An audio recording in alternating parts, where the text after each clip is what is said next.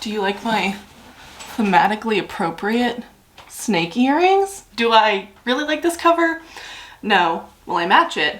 Yes. So The Midnight Lie is a queer YA fantasy. It is the first in a duology, which I believe is coming out at the end of this year. The two main characters, Nirrim, which is our point of view character, and Sid, which is her love interest. Nirrim is very much in her kind of inner world. She has lived a very stifled life, but has tried her best to keep her head down and please the woman who adopted her, who she works for, despite the issues in their relationship. Sid is a dashing young traveler who dresses like a man sometimes and doesn't care what others think of her, and just big gender non-conforming lesbian vibes, let me just say. Delicious, delicious. Thank you for this good fucking food. The book starts with Nirrim hearing about an Elysium bird flying around their neighborhood, which is supposedly this magical bird. I think that'll grant you a wish. They say that the song of the Elysium bird makes you dream. I don't remember what this magical bird does, but this book is so beautiful. And so she's like, I'm not interested in catching that bird. I'm just trying to keep my head down. And then, of course, you know, things change. She tries to catch the bird. It ends her up in jail, where she meets Sid, who she first mistakes as a man because it's very dark, and they, over the course of these couple days, they develop this connection with one another, not ever truly seeing the other in the darkness. Oh, spicy! And then once they get out of jail, Nirrim realizes that Sid is actually a woman. And that is just very sexy to me. I highly recommend it. I wish I could speak more eloquently on the books that I enjoy, but I'm always just like, it's good! Read it! So, that brings us to the food. So The Midnight Lie takes place in this very caste-based fantasy world. Nirrim being in the lowest caste of people, meaning that she lives in the inner ring of the city. In the highest rung of society, the High Kith live.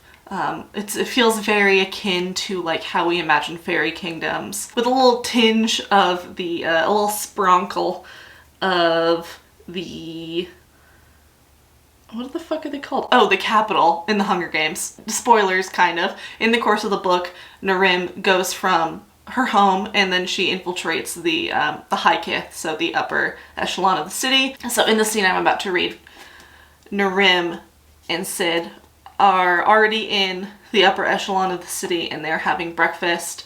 Sid said the next day, dipping a thin, buttered slice of toast into the soft yolk of an egg.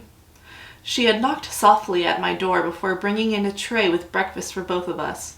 Soft-boiled eggs encased in pale blue shells, pink pastries clouded with cream piped between wispy wafers, spongy pancakes dotted with holes and sopping with butter, a dish of amethyst-colored jam, a lily-yellow pot filled to the brim with steaming black liquid that scalded my tongue and made my heart race.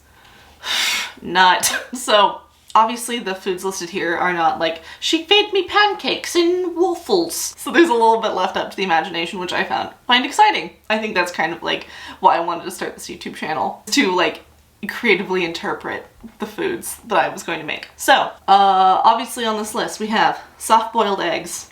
Easy. I'm not going to dye them blue because yuck. I think it would just look worse than just having normal eggs. Like, I think I would kind of cheapen it. Pink pastries clouded with cream piped between wispy wafers. That sounds to me like a millefeuille. I'm not going to make a millefeuille because I have a life and children and a family. That's not true, I don't have a life. But I do not like baking. I love cooking and I don't like baking. I know, I feel like this is very shocking. There is a French bakery where I live that I love very much, and I will be getting a millefeuille from there for the table dressing. But what I will be making is spongy pancakes dotted with holes and sopping with butter.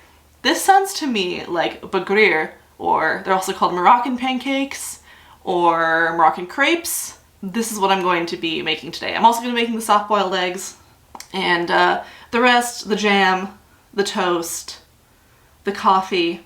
Yeah, I'm excited. I think it's gonna be really yummy. I think it's gonna be really nice and really pretty. There's so much good food talked about in this book. It's written in such like a... If this little section I just read didn't make you hungry, didn't make you go like, oh, pastries, but I don't know what's wrong with you. We are not the same. You meet a sexy woman that you mistake for a man while in prison and fall in love with her. I read about fantasy food and try and recreate it. We are not the same. So again, this is a recipe that I am following, not one that I have made, so you're going to be able to follow along with it if you'd like by checking out the link in the description. To make bagrir, you're going to need semolina flour, which is shockingly hard to find, plain flour or all-purpose flour, sugar. The recipe calls for granular sugar, but I only had light brown, but for the record, it still turned out okay. Active dry yeast, salt, I'm using kosher salt, and baking powder. So the recipe I'm using calls for, I believe, 250 grams of semolina, and so I'm measuring it out here on my scale.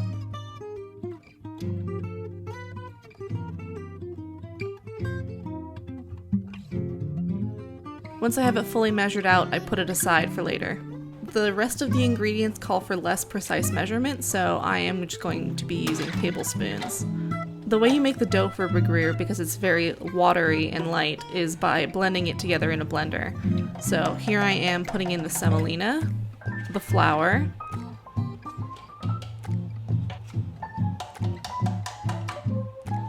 sugar,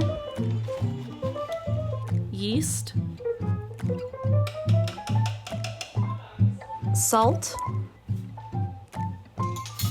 and 500 milliliters of warm water. And then I'm blending until mixed well. Then you add your baking powder, mix again, and some recipes I looked at said to place it into a container and cover to rise.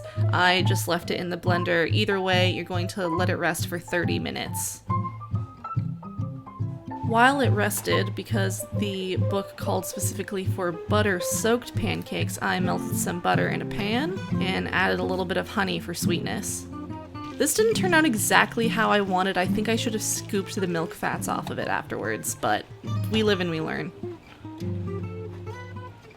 Alright, after your pancakes have rested for half an hour, it's time to grease the pan until it's really, really hot, and then add your first pancake. Your pancakes will start to bubble up and fill with holes. Do not flip the pancake. You'll know that it's fully done when it is completely dry. Meanwhile, while I make about 15 more of these, I'm going to boil an egg for my soft-boiled egg. Unfortunately, I overcooked my egg a little bit, but you can stop that from happening by dunking it in an ice bath and letting it rest in there until the rest of your meal is ready. And then you're done! Now you can sit back and eat a meal worthy of high kith.